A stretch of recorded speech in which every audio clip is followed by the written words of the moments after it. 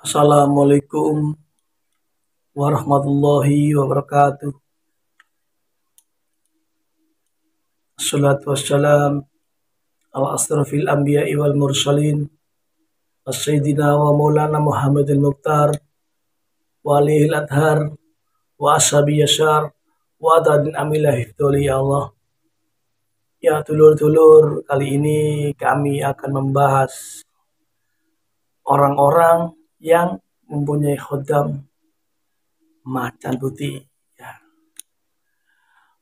Ya, perlu diketahui dulur-dulur, khodam macan putih adalah khodam yang tertinggi di bangsa-bangsa tanah Jawa. Ya, khodam-khodam penjuru atau khodam-khodam penjaga penjuru di setiap alam-alam gaib tanah Jawa. Ya, perlu diketahui ya dulur-dulur, macan putih ini atau khodam macan putih ini tidak bisa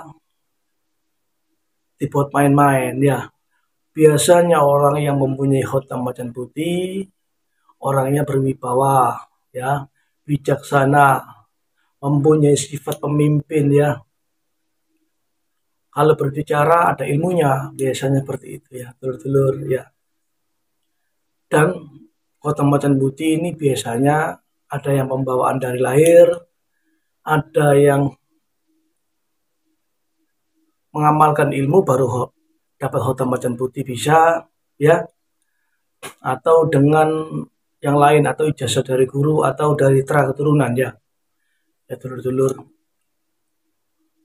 Jadi khodam macan putih ini tidak bisa serta-merta dipanggil, dipakai, ya tidak bisa. Hanya orang tertentu yang bisa memakai khodam macan putih ya. Tidak sembarangan orang bisa memakai khodam ini ya. Ya dulur-dulur, hati-hati, macan putih atau khodam macan putih ini tidak bisa untuk main-main. Kadang biasanya orang bisa memanggil khodam macan putih, bisa.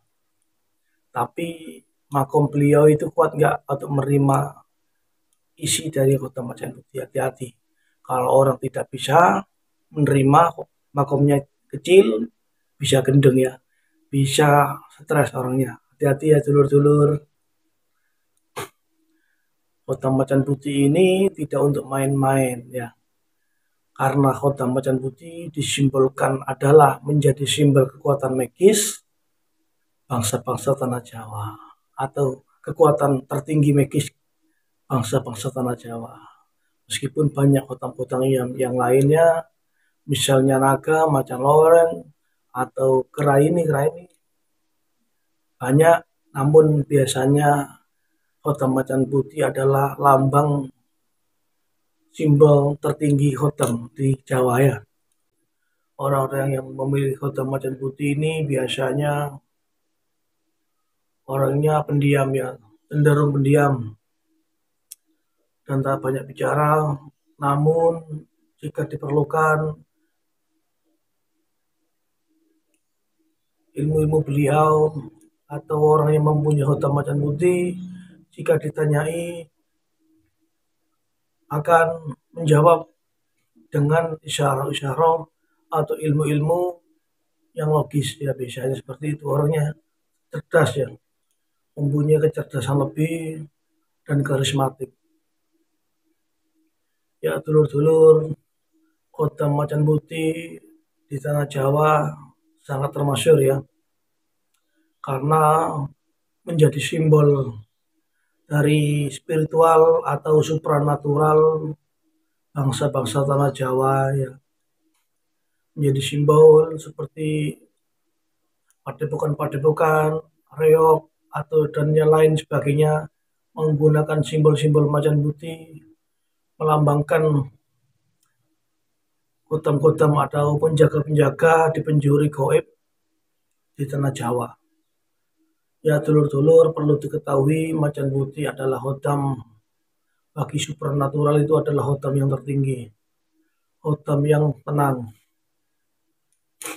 khotam-khotam bagi orang-orang yang supernatural, sudah mempunyai tingkatan-tingkatan yang tinggi ya, biasanya seperti itu.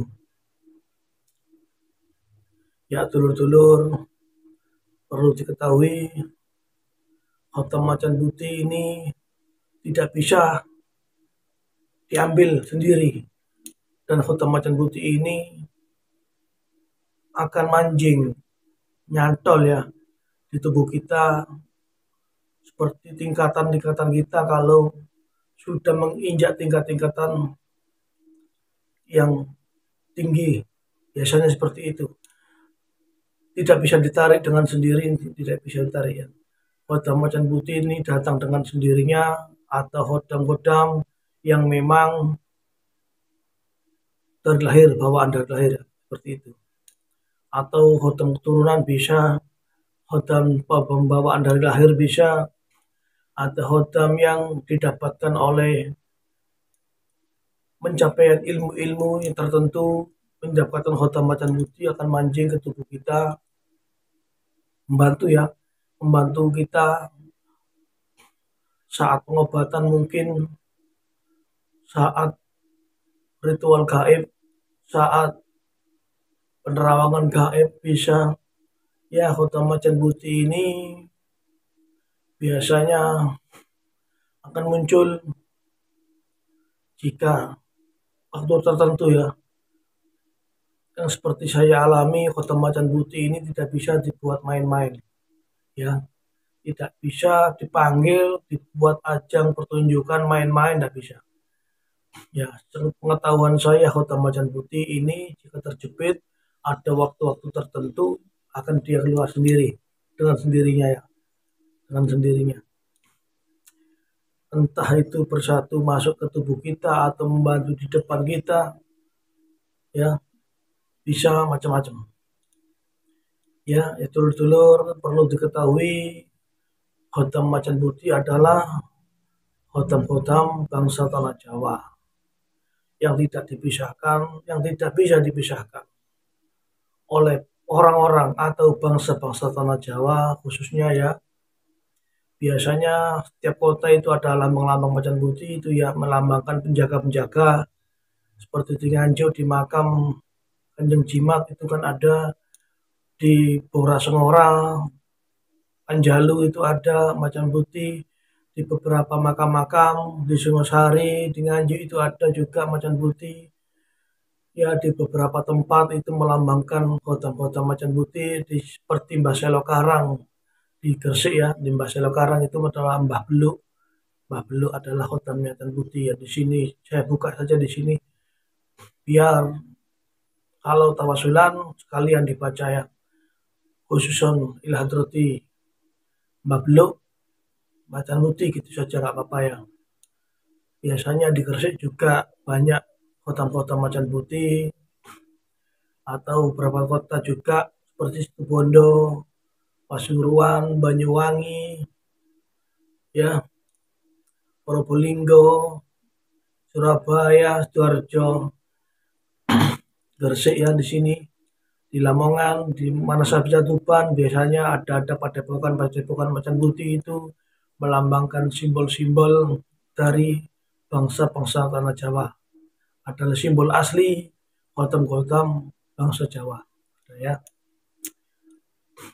Meskipun banyak khotam-khotam yang lain di tanah Jawa ini, banyak khotam yang lain banyak sekali, namun simbol-simbol asli khotam bangsa-bangsa tanah Jawa adalah macan putih ya. Khotam asli, simbol-simbol asli ya, simbol menjadi simbol ya.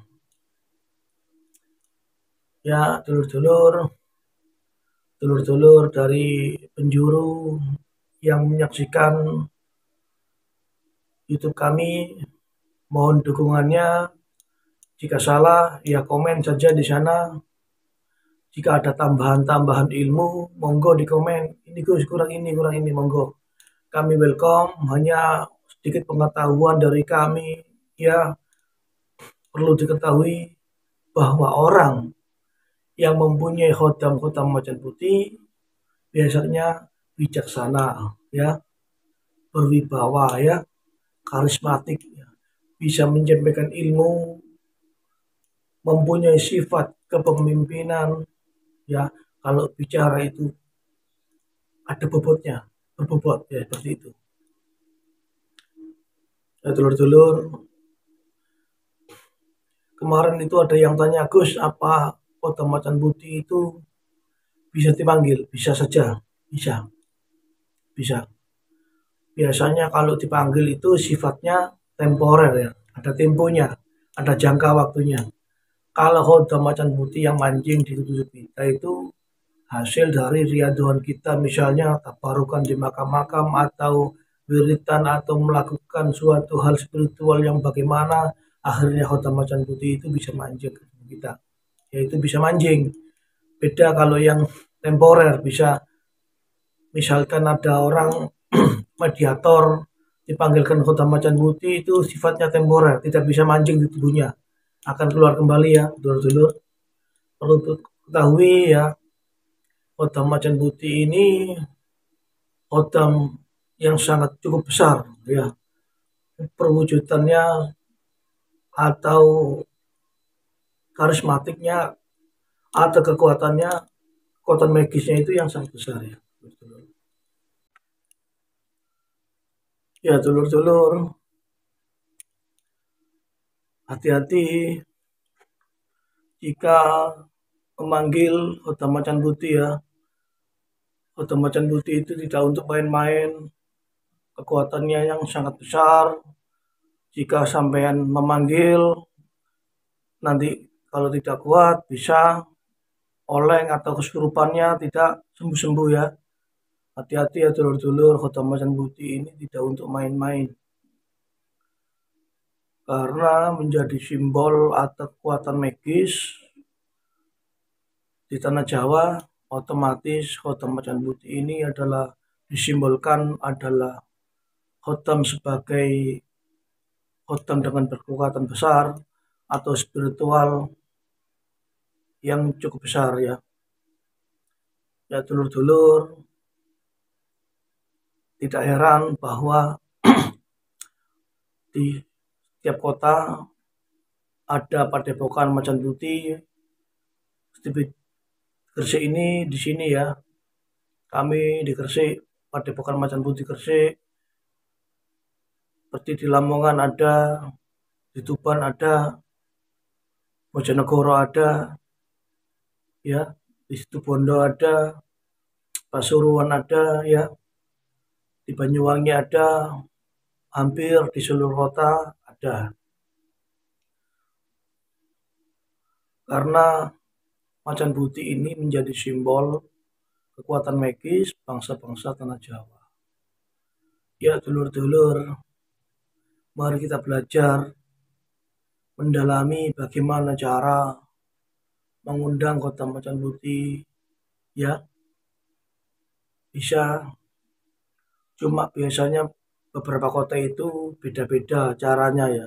Dari mana Kota Macan Putih ini, dari mana, dari ayang siapa, beda-beda. Kalau di sini bisa Mbah Selo Karang, bisa Ki Ageng Bagus Kencono, bisa, ya, Tra dari Sunan Giri, ya. Mbah Selo Karang, Mbah Belu itu Macan Putih bisa dipanggil kodamnya dari wasilah Mbah Belu, ya, atau Mbah Condromomo, ya. Mbah Condromomo itu adalah di sini Mbah Banten, ya. Kalau di Gresik itu Mbah Banten, Mbah Condromomo. Kodamnya Macan Putih juga. Ya, dulur-dulur, itulah penjelasan dari kami, ya. Sedikit penjelasan, biasanya orang-orang yang berkhodam Macan Putih, orangnya berwibawa, karismatik, mempunyai sifat pemimpin, ya. Orangnya tenang, biasanya, dan biasanya kalau bicara ada ilmunya, ada isyara-isyara ilmunya, ya. Itu saja mungkin penjelasan dari saya, Gus Davi Macan Putih. Tetap di Gus Davi Official Channel, dukung channel kami, ya. Itu saja. Ihdinas siratal mustaqim. Wassalamualaikum warahmatullahi wabarakatuh. Salam Macan Putih Gresik.